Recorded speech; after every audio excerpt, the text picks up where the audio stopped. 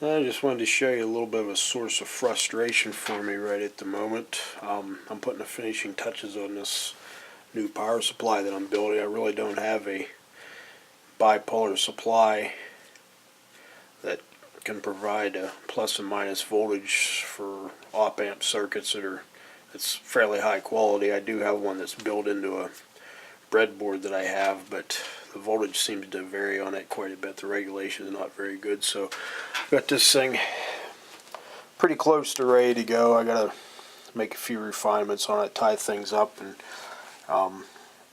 one thing I do realize I need to do is I gotta move this circuit board that way a little bit because it's a little bit too close to my meters, and also I need to take my heat sinks and mount them permanently. I have them mounted right now just using a tie wrap to hold them in position to solder everything together.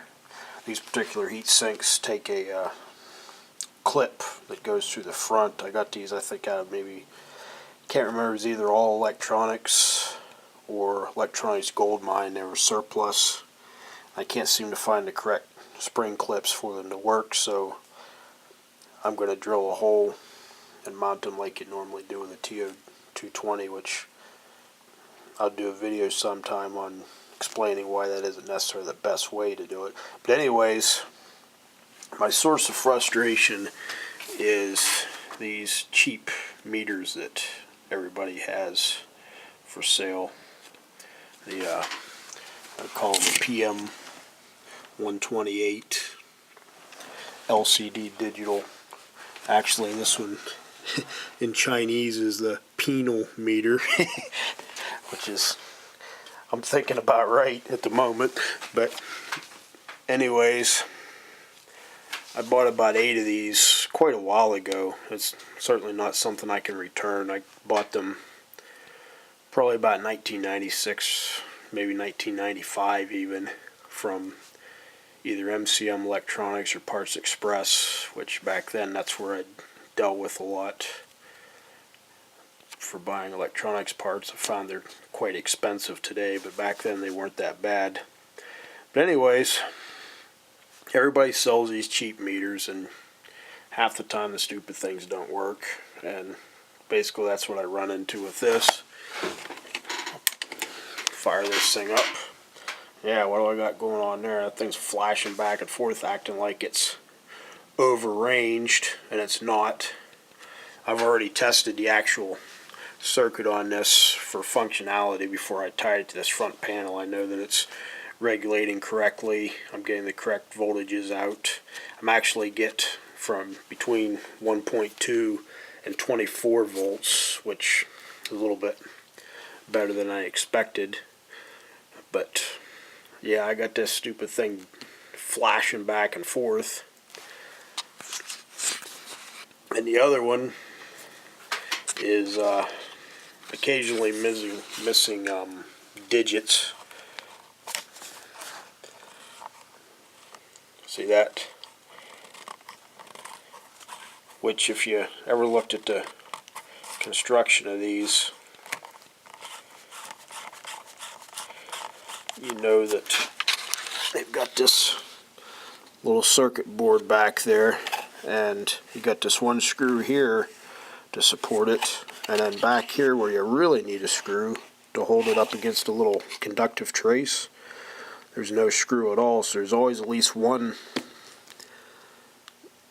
of those traces that isn't making good contact, and you end up with a missing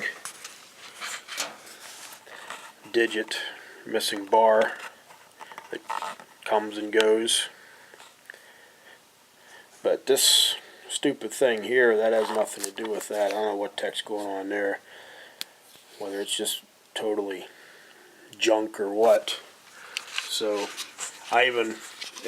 what's really frustrating is these can't be self-powered. I actually had to throw together a real quick little voltage regulator to run them, and I didn't want to waste one of my LM317s, and I had a LM7808 but I was afraid that wasn't going to be quite enough voltage. It says it'll run on between 7 and 11 volts, but 8 volts get pretty close to being too low possibly. So what I did was I built one with a 7812, and then I put 4 diodes in series with the output, which drops the output down to about, I measured about 10.4 volts, and then of course those diodes aren't really like the best way to regulate anything,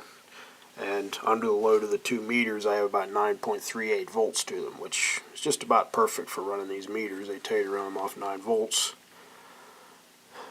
But yeah, I got one meter here bouncing everywhere, and I thought, well, maybe you can't run both of these meters off the same power supply. So I disconnected it and hooked up a little 9-volt battery lead to it off this one. I use this one here just if I need something to test something real quick. I'll plug that in and touch it across. If I got a battery or something, I want to make sure it's got enough voltage coming out of it. And I still had this thing flashing back and forth. I do have one more of these left, I think, but I'll have to mess around, solder the voltage dividers in and all the little jumpers that have to go in there. And that's something else that kind of irritates me. You got these jumpers here, and some of those jumpers should enable a polarity sign, and they also should enable a decimal point. Well, obviously there is no decimal point, so it didn't enable anything. But I don't know how long it was, like I said, probably about 1996 that I bought these things, maybe 95, so you're looking 16, 17 years ago. I guess I paid maybe like $7 or $8 each for them, so I guess you get what you pay for. But you would think if somebody's selling something, it would at least be halfway functional. So anyways, I just was kind of irritated with this and thought I'd do a little bit of a video. I'm going to probably finish this up tomorrow, pull my last meter out of the box, and hopefully it works. If it doesn't, I'm going to probably get a couple of those cheaper LED ones that seem to work a little bit better than what these LCD ones do. So anyway, just thought I'd show that and vent a little bit of my frustration with my project, and I guess that's all.